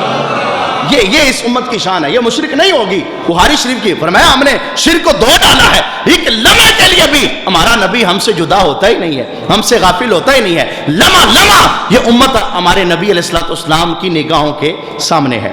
اگلی بات جو اس رکوع کے اندر ہم سیکھنا چاہیں گے مختصراً، جتنے بھی اللہ والے ہیں ان کی دعاؤں کے اندر اللہ تبارک و تعالیٰ نے بڑا اثر رکھا ہوا ہے۔ مثال کے طور پر حضرت موسیٰ علیہ السلام جب قوم سے واپس آئے نا، توبہ شبہ ہوئی تو حضرت موسیٰ علیہ السلام نے کہا ایسا کرو 70 بندے میرے ساتھ چلو۔ آپ انہیں لے کر طور پر گئے تو بندے وہاں جا کے بگڑ گئے، کہنے لگے آپ ایسا کریں نا ہمیں رب دکھائیں، ہم جب تک رب کو دیکھیں گے نہیں نا مانیں گے نہیں۔ رب کائنات کو جلال آ گیا، ایک ہیبت ناک آواز آئی، سارے کے سارے مر گئے۔ وہ جس وقت مرے نا تو حضرت موسیٰ علیہ السلام پریشان ہو گئے، کہنے لگے مولا میں تو بنی اسرائیل سے انہیں مانگ کے لایا تھا، اب جب انہیں پتہ چلے گا کہ 70 بندے موسیٰ نے مار دیے ہیں، وہ تو تیرا نہیں کہیں گے، وہ تو میرا ہی کہیں گے، تو پھر بڑا مسئلہ خراب ہو جائے گا۔ تو آپ حضرت موسیٰ علیہ السلام کہنے لگے مولا فضل کرنا یہ بندے زندہ ہو جائیں۔ ادھر دعا کی تو اللہ نے 70 کے 70 کو زندہ فرما دیا۔ یہاں میں جملہ عرض کرنا چاہوں گا، موت سب سے بڑی چیز موت، لیکن اللہ والوں کے ہاتھ اٹھ جائیں تو رب کائنات مردوں کو بھی زندہ فرما دیتا ہے۔ میں نے جملہ جو عرض کرنا تھا وہ یہ نہیں تھا، جملہ یہ ہے بھئی جب موسیٰ علیہ السلام کی دعا کا یہ حال ہے تو موسیٰ کے امام نبی کی دعا کا حال کیا ہوگا؟ آج وہ دعا اس کا لطف لیجئے۔ حضور علیہ السلام کا فرمان کیا ہے؟ وہ بندہ جس نے میری بات کو سنا، پہلے کام تھا سنا، پھر اس کے بعد کیا تھوڑا ذہن میں بسا لیا، یاد کر لیا، اگلا کام کسی تک اسے پہنچا دیا، حضور ملے گا کیا؟ فرمایا میں محمد اس بندے کے لیے دعا کرتا ہوں، جدھر جدھر جائے گا میری دعا کا سایہ اس کے ساتھ چلے گا۔ حضور دعا کیا ہے؟ فرمایا میں دعا کرتا ہوں نضر اللہ اس کے چہرے کو سلامت رکھے۔ یہ حضور کی دعا کا فیض آج آپ سارے کما رہے ہو، اپنے گھر سے نکلے ہو، اتنی دیر سے یہاں پر بیٹھے ہوئے ہو اور کوئی مقصد نہیں ہے، قرآن سیکھنا ہے۔ میں آپ کو ایک مرتبہ پھر کہنا چاہوں گا، یہ جو قرآن سیکھنے کا عنوان ہے، یہاں گرم باتیں بھی آئیں گی، ٹھنڈی باتیں بھی آئیں گی، یہ پورا وہ جو ہم تقریر کرتے ہیں نا جمعے کے اندر، وہ مغز نکال کے لاتے ہیں، وہ بہت ساری وہ ساری باتیں آپ کو سنائیں نا تو آپ کہیں جی مولانا صاحب یہ کیا تقریر کر رہے ہیں، تو یہاں آپ کو تھوڑا سا تسلی سے بیٹھنا ہوگا، تھوڑا سا اپنے دل کو مطمئن۔ انشاءاللہ یہ بہار ایسی ہے، 2-4 دن آؤ گے نا، میں یہ جملہ غلط ہے لیکن سمجھانے کے لیے کہنا چاہوں گا، یہ جو نشئی بندے ہوتے ہیں جب انہیں نشہ لگ جاتا ہے چرس کا شراب کا، چھوڑتے نہیں، کہتے ہیں جی ہم اس کے بغیر رہ نہیں سکتے۔ بھئی جب اس نشے کا یہ حال ہے تو اس نشے کا کیا حال ہوگا؟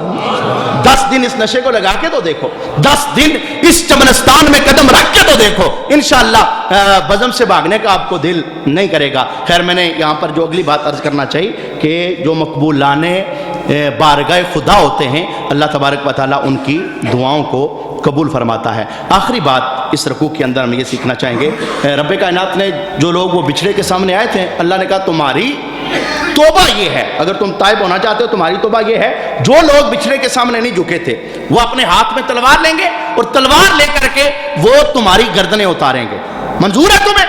انہوں نے کہا مولا بس معافی چاہتے ہیں، ہم ایسا کر لیں گے، ہمیں منظور ہے۔ پھر باقاعدہ ایسا ہوا، حضرت موسیٰ علیہ السلام نے حکم دیا جو لوگ بچھڑے کے سامنے نہیں جھکے تھے اپنے ہاتھ میں تلواریں لو، اور یہ جنہوں نے بچھڑے کو اپنا معبود بنایا میرے جانے کے بعد مشرک ہو گئے، پھر گئے مذہب سے، ان کی گردنوں کو اتار دیا۔ 70,000 بنی اسرائیلیوں کی گردنوں کو اتارا گیا۔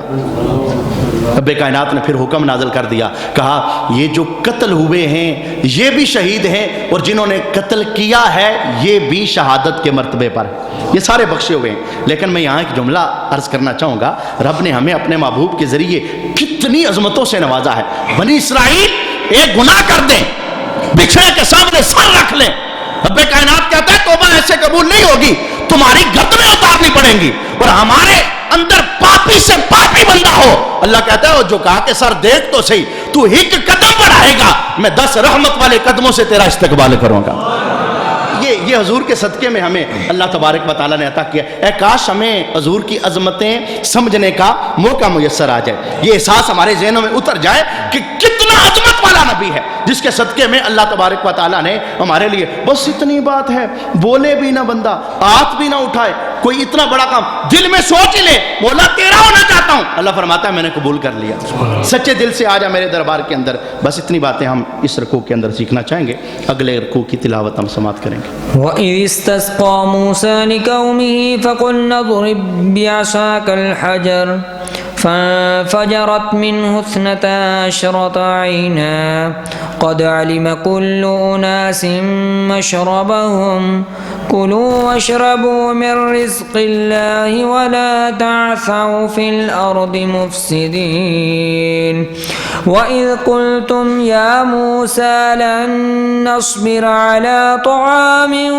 وَاحِدٍ فَادْعُ لَنَا رَبَّكَ يُخْرِجْ لَنَا مِمَّا تُنبِتُ الْأَرْضُ مِن بَقْلِهَا وَقِثَّائِهَا وَفُومِهَا وَعَدَسِهَا وَبَصَلِهَا قال أتستبدلون الذي هو أدنى بالذي هو خير اهبطوا مصرا فإن لكم ما سألتم وضربت عليهم الذلة والمسكنة وباءوا بغضب من الله ذلك بأنهم كانوا يكفرون بآيات الله ويقتلون النبيين بغير الحق ذلك بما عصوا وكانوا يعتدون.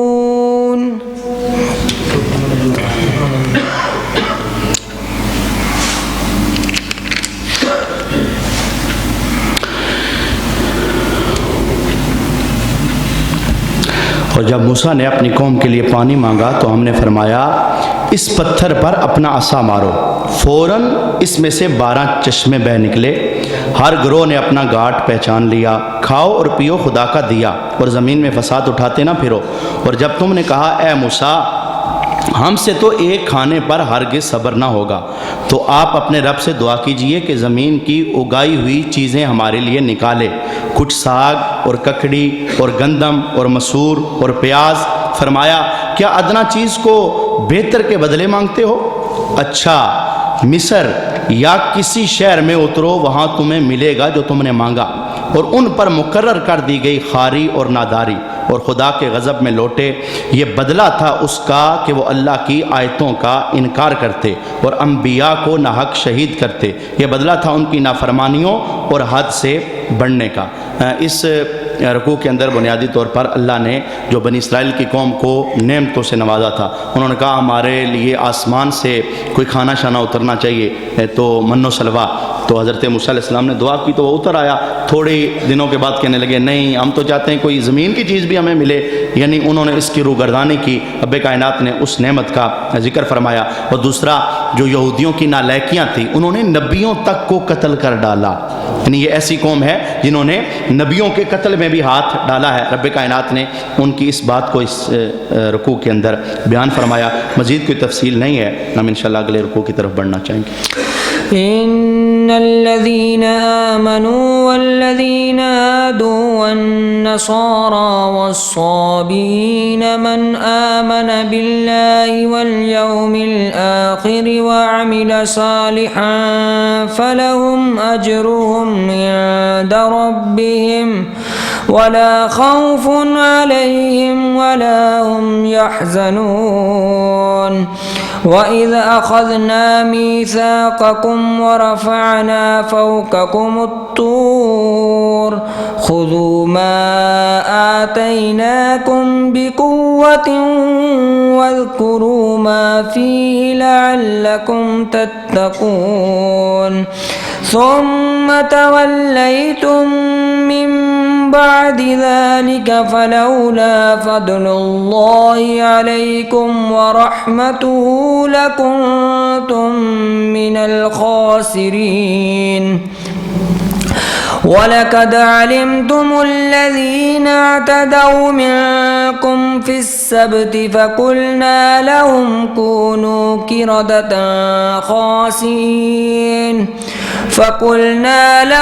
كونوا قردة خاسئين فجعلناها نكالا لما بين يديها وما خلفها وموعظة للمتقين وإذ قال موسى لقومه إن الله يأمركم أن تذبحوا بقرة قالوا أتتخذنا هزوا قال أعوذ بالله أن أكون من الجاهلين.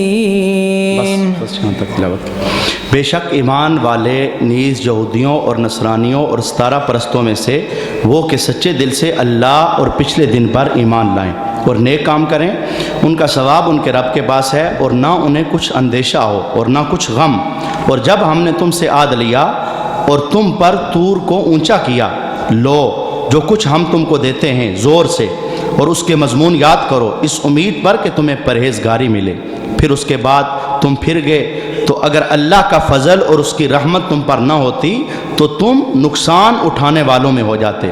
اور بے شک ضرور تمہیں معلوم ہے تم میں کہ وہ جنہوں نے افتہ میں سرکشی کی تو ہم نے ان سے فرمایا ہو جاؤ بندر دھتکارے ہوئے، تو ہم نے اس بستی کا یہ واقعہ اس کے آگے اور پیچھے والوں کے لیے عبرت کر دیا اور پرہیزگاروں کے لیے نصیحت ہے. آدھا رکوع تلاوت اس لیے کیا ہے کہ 2 آیتیں ہیں، اسی پر ہم سبق سماعت کریں گے تو ہمارا وقت مکمل ہو جائے گا. اگلی جو آیات تھی اس میں کافی تفصیل تھی، وہ انشاءاللہ ہم کل سماعت کریں گے. جتنا رکوع تلاوت ہوا ہے، جتنا آپ نے ترجمہ سماعت کیا ہے، اس میں چند باتیں سماعت کریں. سب سے پہلی بات یہ کہ بنی اسرائیل کی قوم مان نہیں رہی تھی.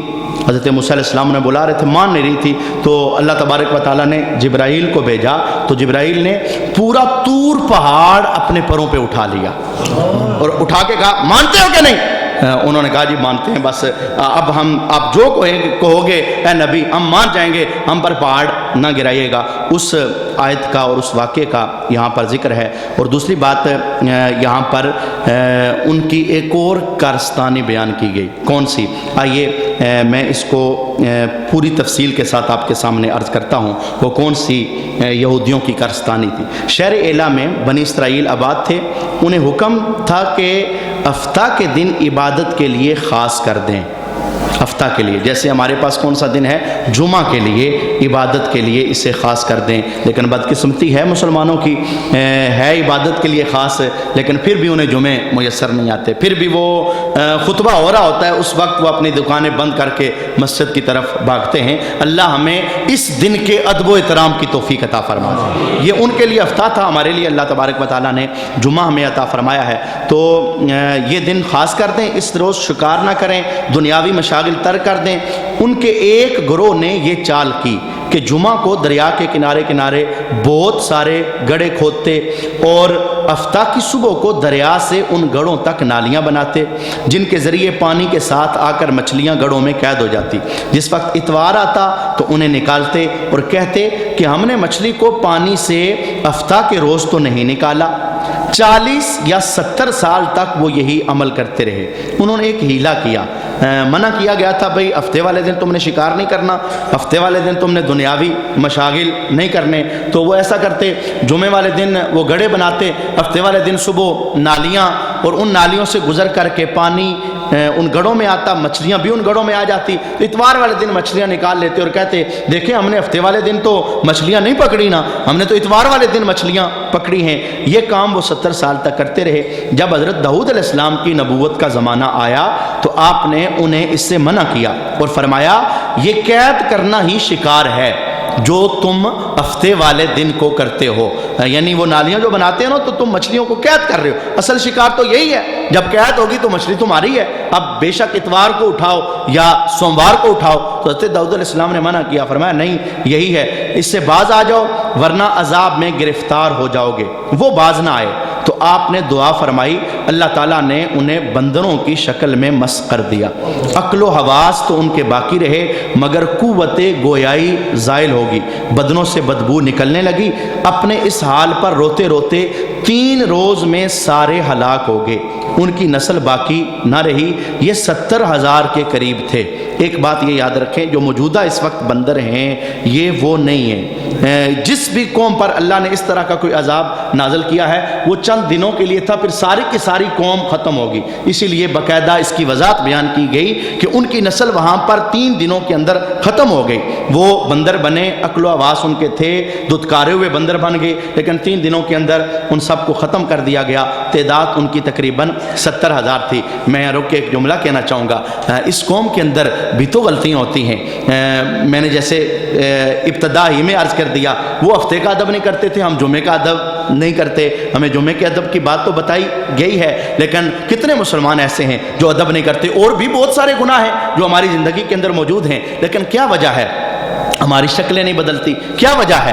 ہمیں بندر نہیں بنایا جاتا۔ کیا وجہ ہے؟ آسمان سے پتھروں کی بارش ہم پر نہیں ہوتی، طوفان کا عذاب ہم پر نہیں آتا، جوؤں کا عذاب ہم پر نہیں آتا، آندھیوں کا عذاب ہم پر نہیں آتا، پانی کا عذاب ہم پر نہیں آتا۔ وجہ کیا ہے؟ کوئی ہمارے اندر کمال ہے؟ کوئی کسی ہمارے پیر یا مفسر یا مفکر کے اندر کمال ہے؟ نہیں۔ رب کا قرآن کہتا ہے ما کان اللہ لیعذبہم وانت فیہم، سونیا ان کے کرتوتوں کو دیکھوں تو لمحہ بھر سے پہلے میں انہیں ہلاک کر دوں۔ جب یہ غلطیاں کرتے ہیں میں انہیں نہیں دیکھتا، سونے نبی میں تیرے رحمت والے چہرے کو دیکھتا ہوں، تیری وجہ سے میں نے انہیں چھوڑا ہوا ہے، اور جس نبی کی وجہ سے ہم سارے بچے ہوئے ہیں، عذاب ہم پر نہیں آتا۔ کتنے پاپ ہوتے ہیں ہماری راتوں کے اندر، ہمارے دروازوں پر تختیاں نہیں لگتی، ہم صبح پھر بھی پاک صاف ہوتے ہیں، صبح پھر بھی سب کے سامنے معطر اور منور ہوتے ہیں اور تقویدار ہوتے ہیں۔ ہمارے عیبوں پر پردہ یہ آمنہ کے لال کی رحمت کی وجہ سے پڑا ہوا ہے۔ اللہ حضور کے ساتھ ہمیں جڑنے کی توفیق عطا فرمائے، اللہ تعالی حضور کی تابعداری نصیب فرمائے۔ صدق اللہ مولانا العظیم۔ درود و